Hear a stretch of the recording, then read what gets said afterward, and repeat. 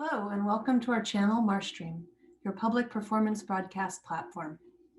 Please make sure to like this video and subscribe to our channel. You can also donate to our tip jar and support the arts and artists of MarshStream by clicking the link below in the description. Check out our website, themarsh.org, for all upcoming live performances. Now, enjoy the show. Tonight, our special Solo Arts Heal guest is Carole Klyce. Carole is an orphan. She's been incarcerated, a runaway, a protester, a college student, married with 3 children, a coach, a martial arts instructor, a solo performer, a half marathon runner, and ultimately a survivor. She's also a wonderful friend and Marsh supporter. Carole has been sharing her unusual and at times painful journey through life with her 3-part show, Life is a Riot, at the Marsh. Tonight, she's performing Medical Mystery Tour. Hello, Carole. Mommy, my tummy hurts. Have you been eating dirt again? No, Mommy. But she gave me castor oil. It was really yucky. Ah. Mommy, my poop is stuck. Shh, you talk about those kind of things in public. Don't ever talk about poop and pee. I bet everyone watching tonight had tummy problems when they were children. But as you got older, they went away. But not for everybody. Some people continue to have problems. Unexplained diarrhea, constipation, that kind of stuff.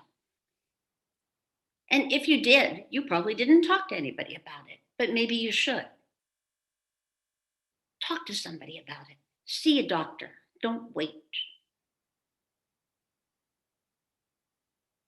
I've had stomach issues my whole life, and I discovered by accident how to handle it. When I was 11 and a half, we didn't have much food. Sometimes we didn't have any. And I discovered that when I didn't eat, my stomach didn't hurt. When I was 13, I ran away from a juvenile correction center. And I was on my own, and I had to work, so I couldn't be sick. So I had a talk with my gut, and I said, listen, gut, you have to behave because I can't afford to miss work. So off and on, I had issues, and I just dealt with it by not eating and kind of suffered through it. In 2004, my husband Henry and I went to Africa, and it was a great trip. And a couple of days before we came home, I started to have a fever and diarrhea and chills and just kind of felt achy. And we got home, and I continued to have that problem. So I went to see a doctor who specialized in tropical medicine. And she tested me for every kind of disease you could possibly get in Africa. And they all came back negative. So she decided that I had malaria, and she would treat me for malaria. She said, take this medication for 6 weeks. I went home, and I got worse. The symptoms got worse. I wasn't getting better. I had taken anti-malarials when I was in Africa, so I was kind of pretty sure I didn't have anything like malaria. But I decided I needed to find out what was wrong. So this is the beginning of my medical mystery tour, and you're all welcome to join me. After a few days of having nonstop diarrhea and fever and chills and pain, I took my first visit to the ER. I got to the ER, and they gave me an IV, some pain meds. And the doctor said, have you traveled out of the country recently? And I said, yes, I went to Africa. And he said, I need your permission to do an HIV test. HIV test? Shh, you'll upset the other patients. I gave him permission to do the HIV test, but I'm thinking the whole time, the only person I exchanged bodily fluids with was my husband, Henry. And of course, the test came back negative. The doctor sent me home with some pain meds and more antibiotics. So I get home and I'm not getting better. I am upset because I can't figure out what's going on. So I go to my primary care doctor and he refers me to a GI doctor, Dr. B. I go to see Dr. B and he does a series of tests and a colonoscopy. And then he tells me, well, you have a white powdery substance in your colon that's very inflamed. You have to stop using cocaine. What? I don't use cocaine. I think that stuff in my gut are the meds that people have been giving me and they're not digesting properly. Whatever. But here's what you're going to do. You have IBD, irritable bowel disease.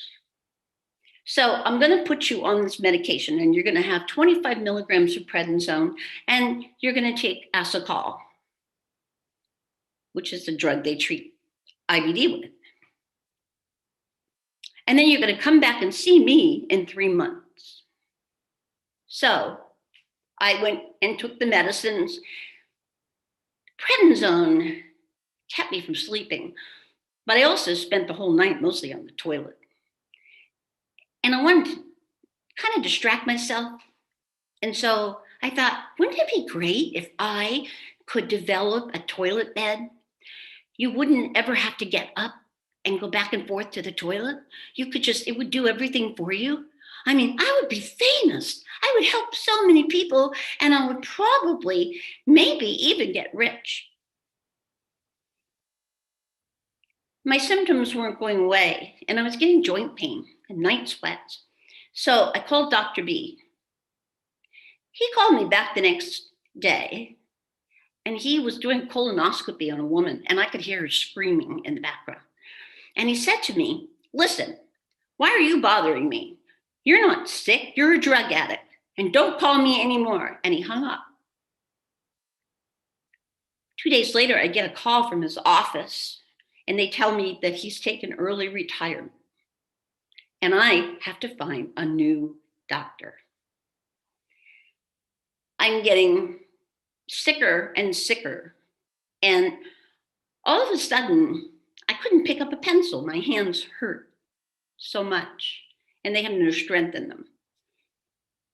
So I go and I call my primary care doctor. And he said, come on over. So I went over there. My husband was out of town at a business trip. And I went over to see him. And the nurse took my vitals. And she weighed me. And I had lost 25 pounds since I had been there a month ago. And he goes running in to the examining room and he said, you need to go to the hospital right now. And then he went out. And so I went home and I washed my car and I changed my clothes. And then I went to the ER. So when I got to the ER and I gave them my name, this nurse comes running up with a wheelchair, shoves me in it, and says, Dr. J has been extremely worried about you. He had called an ambulance to come and get me at his office. But when he came back to the examining room, I was gone.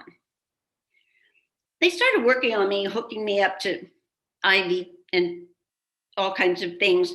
And I just went to dreamland. I was out of it. About 3 o'clock in the morning, an Indian surgeon came into my room and he had a white doctor coat and a big turban and a very nice face. And he said to me, Missy, you must sign this paper. I must remove your colon. It is very sick. No. Why? Your colon, it is very angry and it is full of debris. I must take it out. Why can't you just vacuum it out? I have no such vacuum. You must have surgery. I must cut you open. No, you cannot have my colon. He left. And a little while later, 2 other doctors came into the room, and they said, since I wouldn't let them have my colon, that I would have to take IV steroids and other medications and see if that worked. And if it didn't, then they would have to take my colon out. I went home 5 days later and I felt good, except those IV steroids pump you up and you feel like you are Arnold Schwarzenegger and you could like lift up a truck. So I felt better for a while. I think it was the steroids. And I thought, I'm in remission and I'm going to get my life back. I am a martial artist and I was teaching martial arts. And I decided I'm going to kick the shit out of IBD. But the truth was, a few months later, IBD was kicking the shit out of me. Changed my whole life. It was controlling everything. I had to know where every bathroom was. So I created my own bathroom guide to Northern California. I had a few accidents, so I created an Ibd Emergency Kit. And in that kit, I had toilet paper. I had baby wipes, paper towels, water, a change of clothes, a change of shoes. I had Imodium, air freshener, and a toilet brush. I didn't want anybody else to go in the bathroom after me and find it crappy. This was my new life. I started to feel sick again, so I went back to my primary care doctor, Dr. J, because I don't have a GI doctor now. And he did some tests and he came back and he told me that I had tested positive for rheumatoid arthritis. My husband played string quartets with the head of the Rheumatoid Arthritis Research Foundation. Dr. Engelman was 93 years old and he was still seeing patients. And he said he would see me. So I went to his office and he did a 2-hour exam. And at the end of it, he said, "You don't have rheumatoid arthritis. I think you have Crohn's disease." So he arranged for me to see the head of the GI department at UCSF. And Dr. T did lots of tests and he did a colonoscopy. And then when we sat down to talk, he said, I can't determine for sure whether you have colitis or Crohn's disease, but you definitely have irritable bowel disease. It's not curable and you're going to have it for life. So we need to make a plan and figure out how to manage this. So he put me on 40 milligrams of prednisone and methotrexate and cortisone.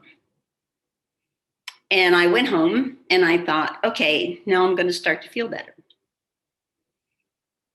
But I didn't. And all of a sudden, I got a new symptom. My eyes started watering. I had tears that I couldn't stop. It looked like I was constantly crying. And I went to the eye doctor, and the eye doctor said that I had uveitis. And he said that people who have Crohn's disease get uveitis. So now I've got steroid drops to put in my eyes. I think my husband was trying to cheer me up because he said, "Why don't I just take you downtown Oakland and put you on a corner with a sign that says the crying lady of Oakland, $5, and she will cry for your sins. $5 more, and she will cry for the sins you haven't even committed yet." I didn't think it was funny. The medication that Dr. T gave me wasn't working. So on to the next plan. We're going to try an infusion of Remicade. So you go to the infusion center and you sit there for about 6 hours and they infuse you with this medication with a slow drip in your veins.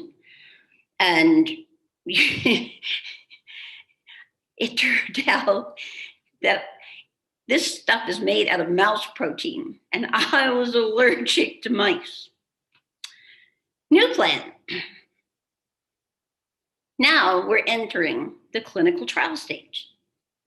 So Dr. T decides I'll up the dose of prednisone to 60 milligrams. We'll stay on the methotrexate, and now we're going to inject Chimcia. I reacted to that. So that was out. But there happened to be another drug that was in a clinical trial called Humira. So he decided that we would do Humira, continue on with the other drugs.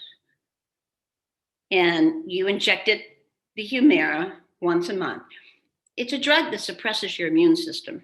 And one of the side effects is that you're more prone to get an infection or maybe even lymphoma. So the Humira, the combination of drugs, was actually working for a while. The steroids were driving me crazy. I started cleaning the stove with Q-tips. I had so much energy that you could have probably run a small appliance off the energy that was coming off my body. The Humira worked for a while, and I thought, yay, I'm in remission. This is great. Well, that didn't last long. In January of that year, when I started the Humira, after I'd been on it for a month, the end of January, Dr. T did a colonoscopy, and it looked like my colon was starting to get better. But by April, I didn't get showers. I got a flare up.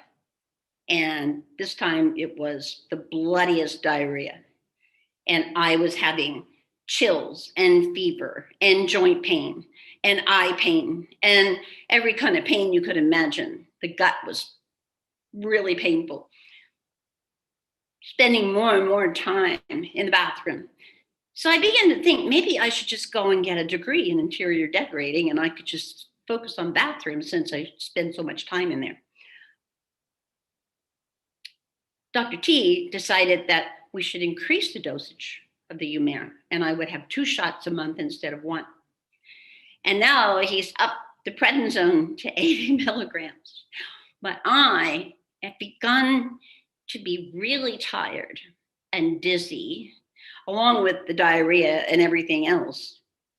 And I don't know what I'm going to do. A friend of mine told me about a doctor in San Francisco who was a biomedical doctor and homeopathic. So I went to see him on June 30th, and he took a drop of my blood and put it on a slide and looked at it under the microscope. And he goes, wow, this is interesting. And then he asked me if I wanted to see it. So I looked, and my blood looked like fireworks. It was just exploding all over the place.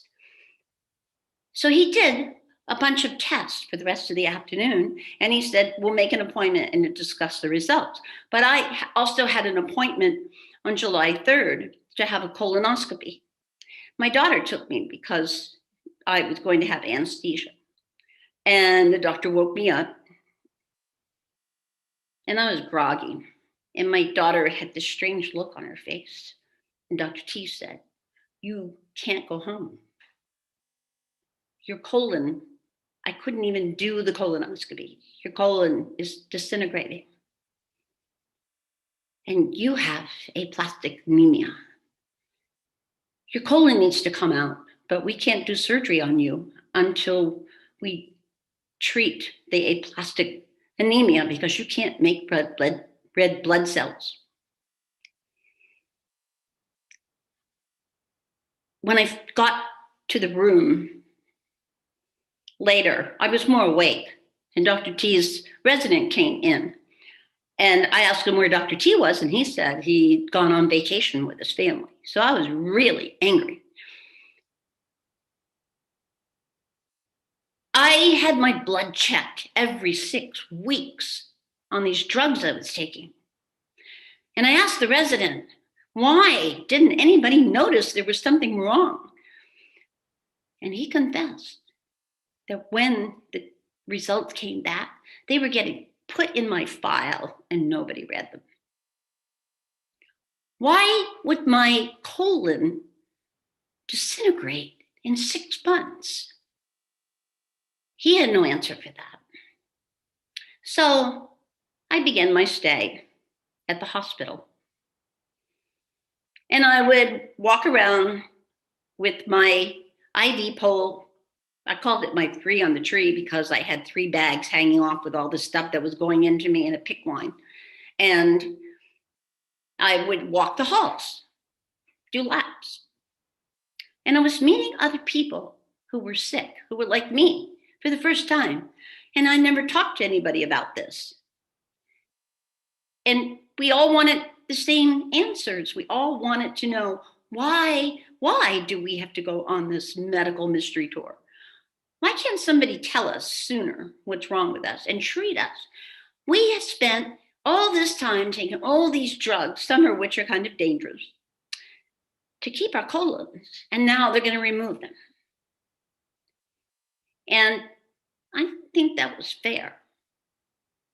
Finally, during this time I was there, I didn't get any food. I was only given bone broth 3 times a day, but I was still using the toilet constantly. After 22 days, the chief surgeon came in and said, tomorrow we're going to remove your colon. Hooray! Yes, get that goddamn thing out of me. I'm ready. Let's do it right now. One of the things that had happened to me, as if I didn't have enough trouble, the IV steroids that they gave me had caused me to have diabetes. So they would come in and prick my finger and then give me insulin. So I'm on insulin, I'm on all this crap. So I'm ready to get off of this stuff and get out of there. On day 23, I got my colon removed and the surgery took 10.5 hours. And it was so slow because they had to take it out in teeny tiny pieces because I was still pretty sick and they didn't want me to bleed out. It took me a couple of days to wake up and I could feel the pain in my gut, but it was a different kind of pain. And I was used to pain, so it wasn't a big deal. On the 3rd day after surgery, I had no food at all, but I wasn't hungry. They didn't give me anything to eat. And then on the 3rd day, the nurse that I really liked, Rose, came in and she took the bandages off. And I got to see what it looked like. And so on the right side of my body, I had this thing that looked like a little penis that came out of my stomach. And it moved on its own, had its own little character. And I thought, this is like having an alien attached to you. And she explained to me what it was, that they had taken the end of my small intestine and pulled it through my stomach. And from now on, that's where my stool would come from. And then she held up this bag and she said, from now on, you won't have to worry about having accidents anymore because you're going to be wearing this. You're going to have your own toilet attached to you.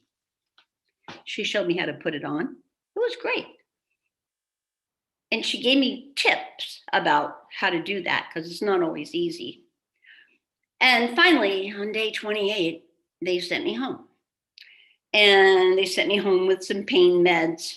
And I had to stay on the prednisone and taper off because your body could go into shock. And since I was in such high doses, it was going to take quite a while to do that. But later that night, I just started to shake all over and I couldn't figure out what was going on. And then I called the hospital and they said, oh, that's right, you were on insulin. So what's happening to you is you were having an attack. diabetes attack. So drink orange juice, eat candy, eat peanut butter, eat cheese. For the next 9 days, I had to go cold turkey off of insulin. It felt like what it must feel like to be a drug addict and come off a drug. I kept the whole time, I'm waking up, my body's waking up, my head's waking up. I'm not full of drugs anymore. And if I had known that removing my colon would have made me feel so much better, I would have let that Indian doctor take it out. And I didn't really feel that bad about the colon being gone. And I was getting my life back. And 6 weeks after my surgery, I was on a sailboat in Croatia and I was swimming in the Med. And as far as my medical mystery tour goes, well, it's not exactly over, but that's another story. I would like to thank the Crohn's and Colitis Foundation. One of the women I talked to in the hospital told me about them, and they were very helpful. I found a community of people that I wish I had found in the beginning. And we could talk about all the things that we experienced, and we could be together. And I became a volunteer for them, and I would talk to patients. Also was a fundraiser. So I ran my first half marathon in Napa 2 years after I had my surgery, my colon removed. And I've done marathons, half marathons in New Orleans and Vegas. And I have this great camaraderie with all the people that I've met along the way and the stories I hear. These are terrible diseases. There are no cures for them. Babies get them. They're born with it.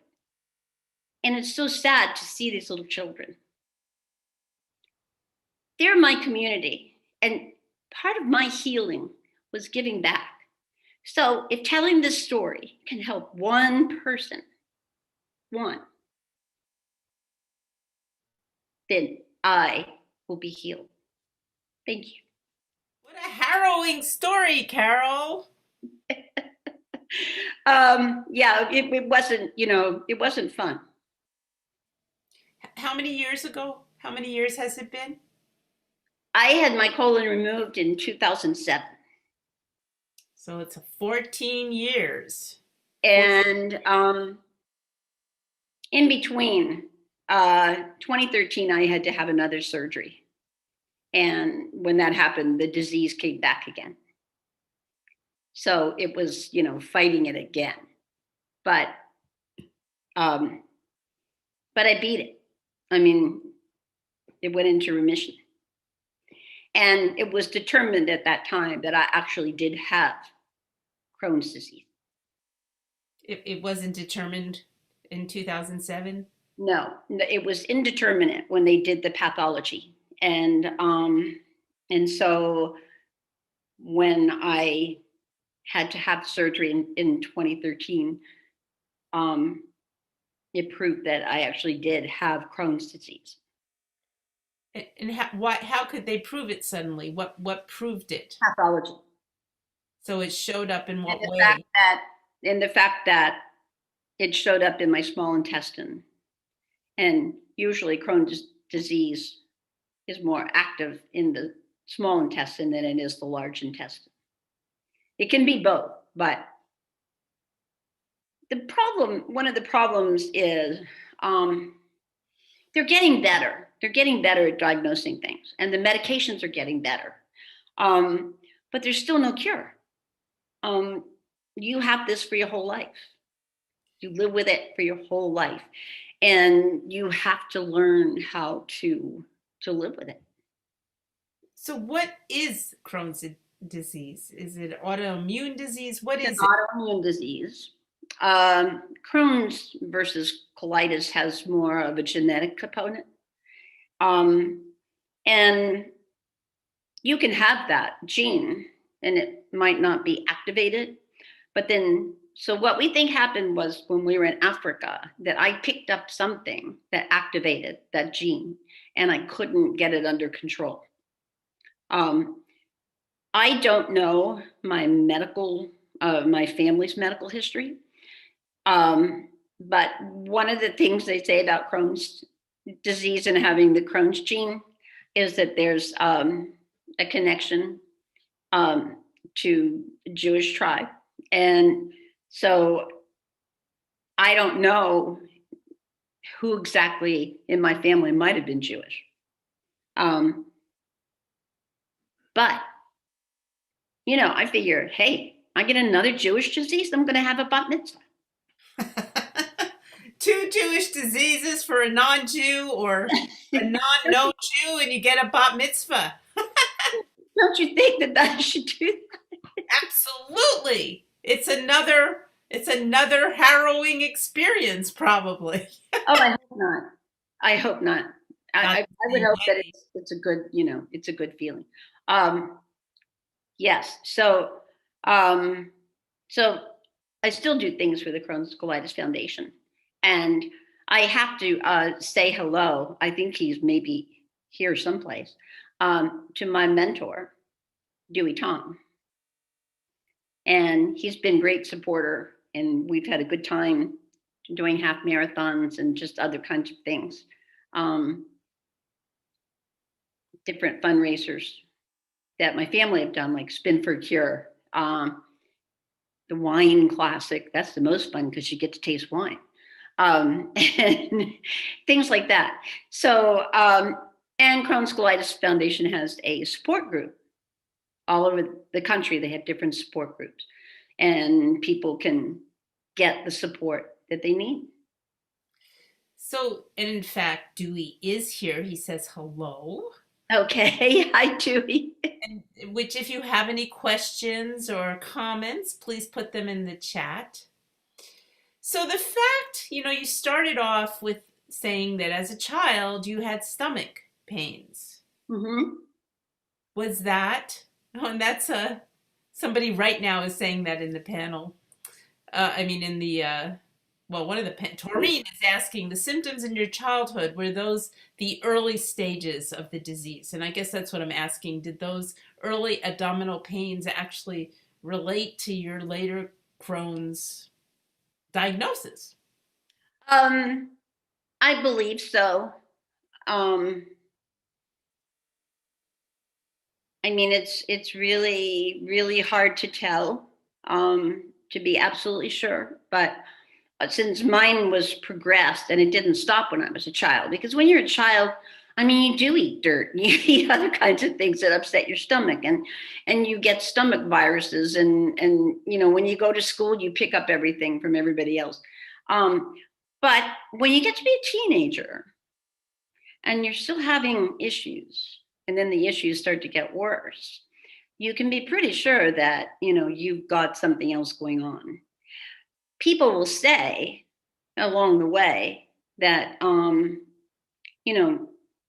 in high school, for instance, this is caused by stress.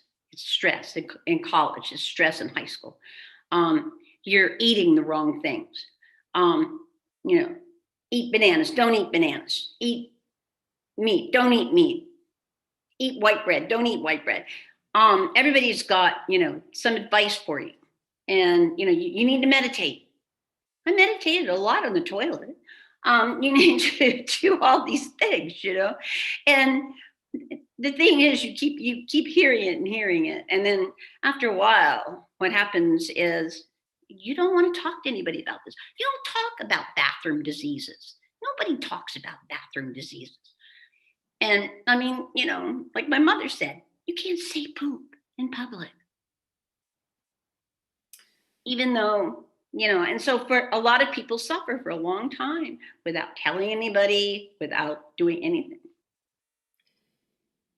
So if it's possible that maybe the Africa trip triggered the genetic Crohn's disease, is it possible you had colitis up until that point, or can you have both colitis and Crohn's?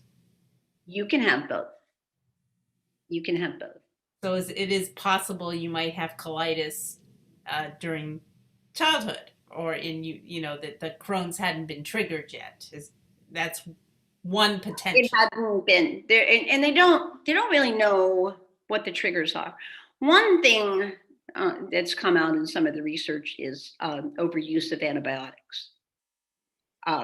That antibiotics are prescribed for you and they kill all the good bacteria as well as the bad bacteria.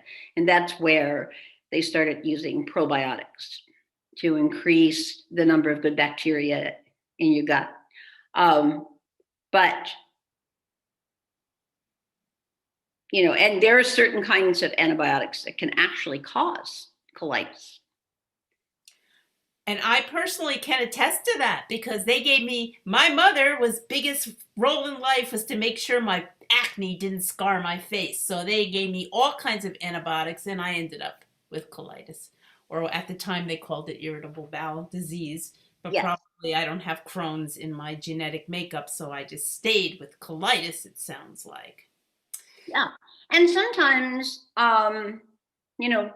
with the drugs they have now, you can go into remission and not have active disease.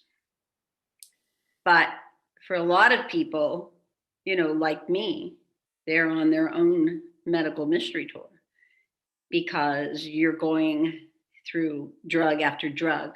Sometimes you're going through doctor after doctor. The doctor that retired early, it turned out, I found out later, that he was actually suffering from dementia when he treated me. That's why he decided I was a drug addict.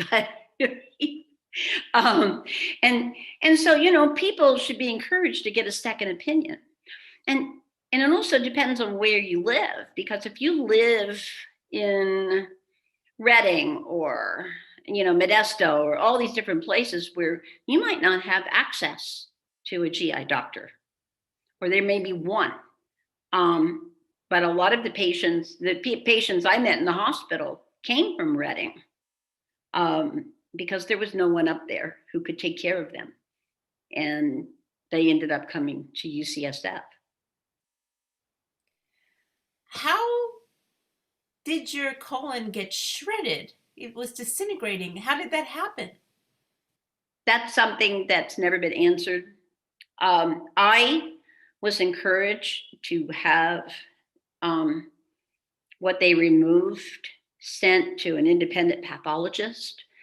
I was in a clinical trial, and clinical trials are pretty strict about what you can do and you can't do. So I should have had one injection of Humira drug a month. And when I couldn't get it under control, the doctor approved 2. So I don't know if that combination of drugs that I was taking, if that made it happen sooner, and did that, because I was told that I could not have samples of the colon to send to an independent pathologist, because I had signed a waiver that this would belong to the university. There seems to have been so many potential, we feel like we can trust, well, I don't, but the assumption is you can trust the medical profession to do the right thing and to know what they're doing, when so much is more than mysterious to the patient. It's mysterious to the people, the doctors, the medical profession who's actually giving you the treatments and the drugs, but everybody acts like it's the thing to do, right? And then you find out personally, there were so many misturns in this tour, this experience you had. It's not unusual. It's not unusual. The stories that, you hear from other patients, they all go through, depending on where they live too, they all go through similar kinds of things. And the other thing is, having support. And people that I've met when I've volunteered at one of the fundraiser things called Take Steps, I've encountered young men and women who have never talked to anybody about their disease. They've been diagnosed, but they never talked to anybody about it. And their families don't support them. It's like, oh, you got a stomachache, get over it. Don't eat pizza. Stop drinking beer. and when they find somebody that they can talk to who knows what they're going through, they just open up. They just open up, and they're so grateful. I mean, I've seen so many tears from these people. And that's how I felt in the hospital when I met somebody who was like that. Well, I was meeting all these patients who were like that. Because up until that point, I didn't talk about it. And I would lose weight, and my friends would say, "What kind of diet are you on? You look fat." And you're like, I'm not on a diet. What do you eat? My go-to food was baked potatoes. There's a bunch of questions in the chat, but I'm going to just go back to one thing. You said that your mentor is here, and what was his name? Dewey. Dewey is here. And was this a mentor that you were partnered with at Crohn's and Colitis? Tell us a little bit about how that worked. So I met Dewey, and he encouraged. So when I did my first half marathon in Napa, Dewey was my mentor for the half marathon. So I did that race along with my daughter. The two of us did it together, and we have become friends. And we can sit down and talk and compare notes and do all that stuff. And he's an amazing person because he gives back. Crohn's Colitis has a summer camp for children for 1 week, and Dewey's volunteered to go down and be with the children who have IBD diseases. So, he encouraged me. He made me believe that I could do it. I could run a half marathon. So encouraged you to run. Run. So Doreen asks, how many years did you suffer from the first misdiagnosis to the removal of your colon? When the disease got really bad, that was 2004, and my colon was removed in 2007. So and when you look back on it, do you wish you had just removed it in 2004? I wish that I had let the Indian doctor do it in 2005. Then we have a question from Diana. She says, thank you, Carole. Also, adverse childhood experiences such as trauma seem to be a risk factor for all sorts of chronic conditions, including autoimmune diseases. I believe that that's probably true. And I think that they're having more information about that. They can predict now there are babies who are born with autoimmune disease. We always have somebody when we're doing a fundraiser, we'll have a patient that we're honoring. And one of those patients was a little girl who was born with the disease, and she never had solid food until she was probably 4 years old. She was fed with a feeding tube. She was delayed in walking and everything. So there are doctors that are doing research in pediatric IBD.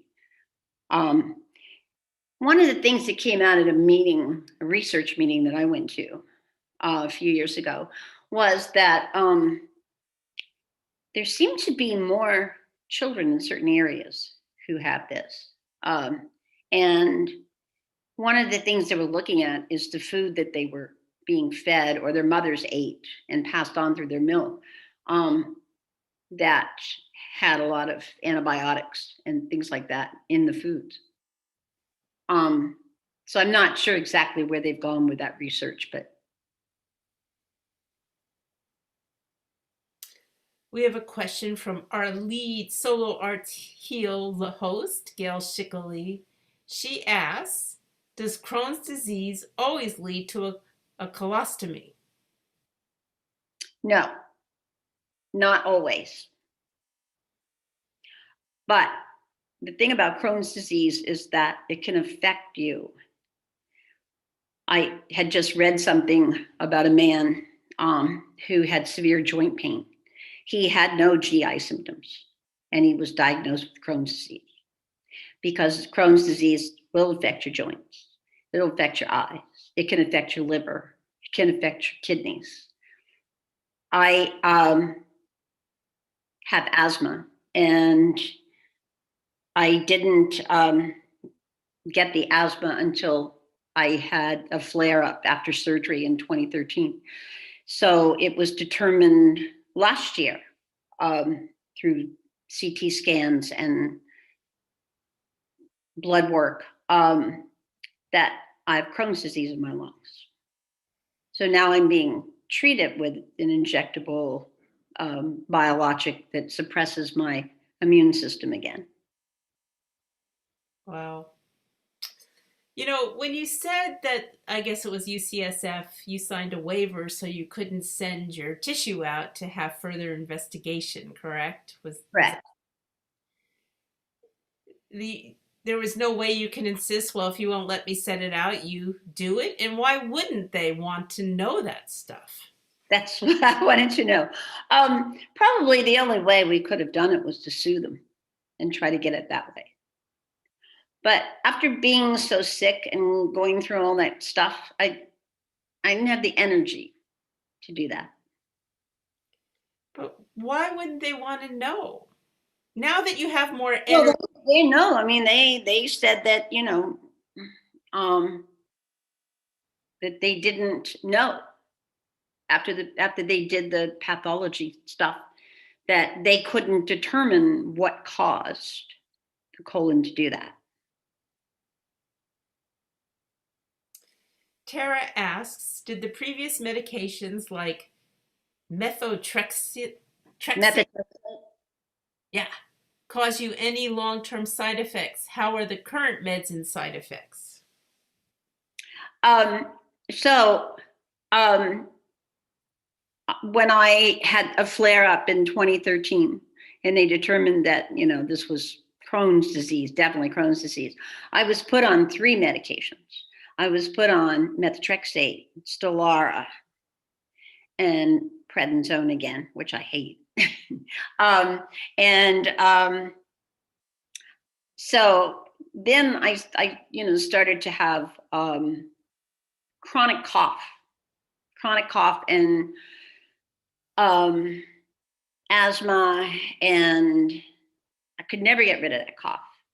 So I went to see a pulmonologist, and the pulmonologist said that it could possibly be methotrexate that was causing the cough, because there had been some research that said that people who had been on methotrexate for a while, and depending on the dosage as well, ended up with lung issues. And that came out of rheumatology, not Crohn's and colitis, because patients in rheumatology are put on methotrexate as well. So I stopped taking the medication, and my lungs got better at that time. And eventually I just stopped taking all of the drugs because I felt better. I didn't have any symptoms. And against the doctor's wishes, I came off of them. And I haven't had any issues since then, other than all of a sudden the lung thing. So did you go back on the drugs again to? No, the drugs that I'm on now are, steroid inhaler and a drug called Dupixent that suppresses the immune system, but it doesn't necessarily affect anything in your body except your lungs. I mean, they use it for psoriasis as well. I mean, all these drug names, all the ones you hear on the commercials. That's right. They do commercials. Humira, you hear that one, and it's like, take Humira and die from this, and die from that, and die from this, and die from that. And you're like, oh my goodness gracious. But remember, your doctor would not prescribe this medication for you if it wasn't necessary. That's what it always says on the inserts in the literature that you get from the drugstore. So Gail has asked another question. Side effects from drugs come part of the greater illness. Did you ever revisit the homeopath? Do you use any complementary medicine, I guess non-allopathic, right, to help with the side effects? So I do acupuncture, and I have a great acupuncturist in Santa Cruz who actually treats IBD patients and asthma. And during the fires, I would wear a mask. I would stay inside. I'd try to be in a place where the smoke wasn't so bad. And my allergist, when I had a video conference with him, he said he was really surprised that he didn't hear from me during the fire. That I didn't have some kind of attack with the lungs really bad.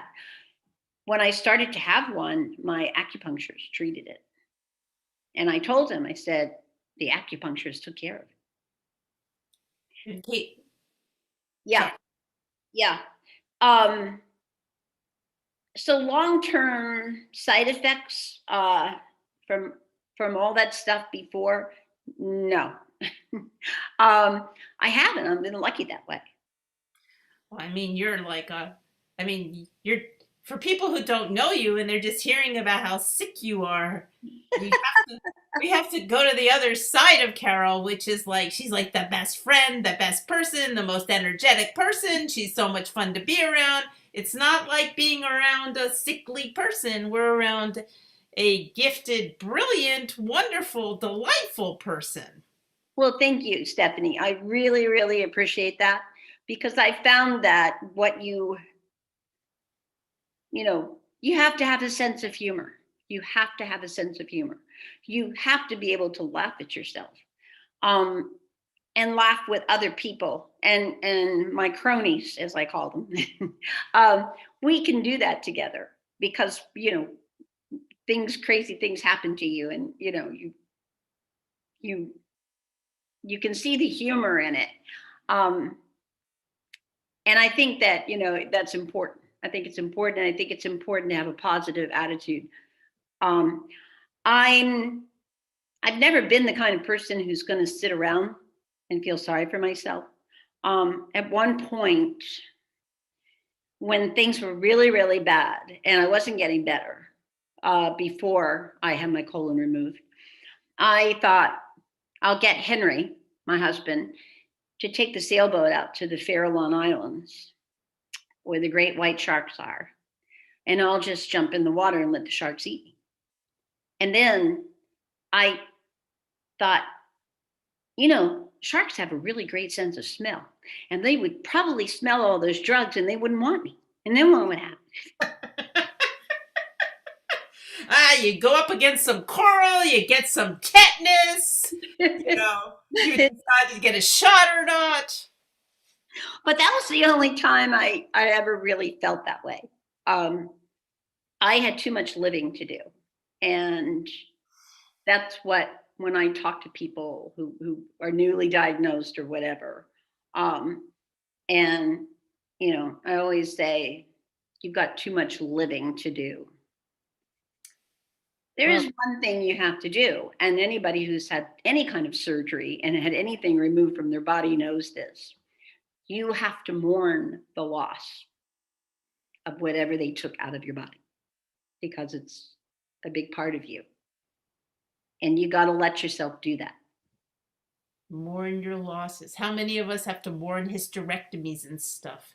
But let's not get stuck because we're almost at the end. All right.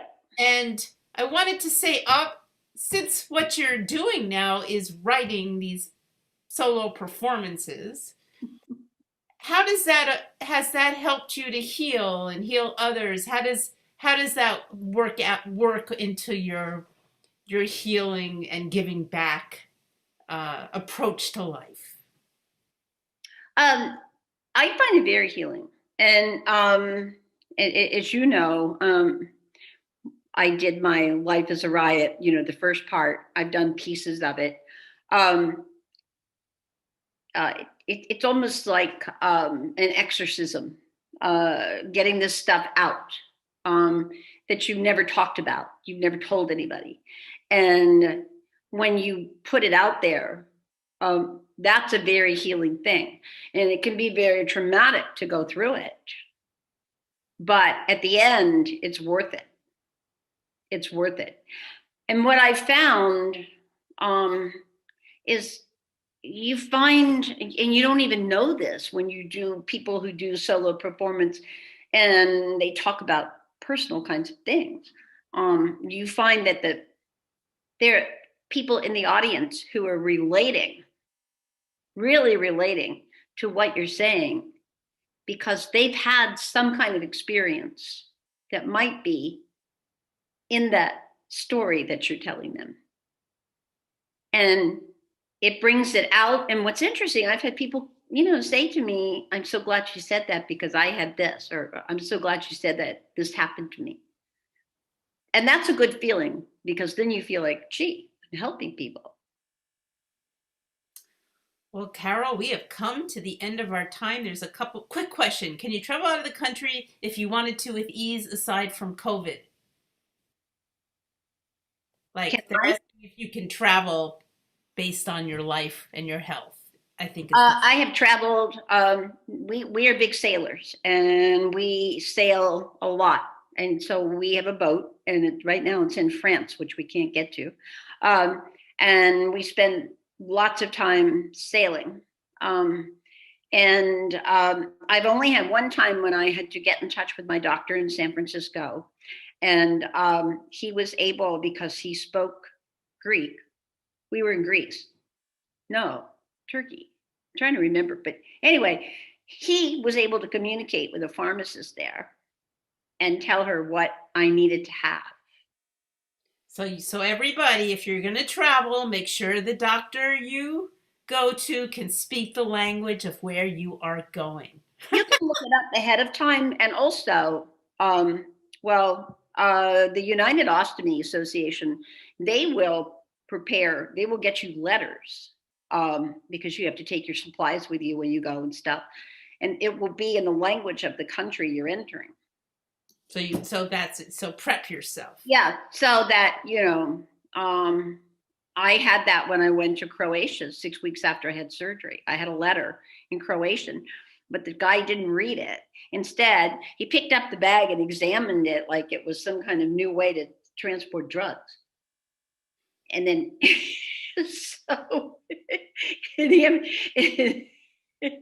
in the security office in the airport in Split, there's probably that bag is probably still up there.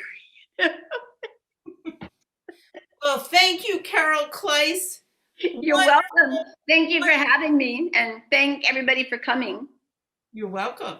Thank you. This was wonderful. We can't wait to hear your next story.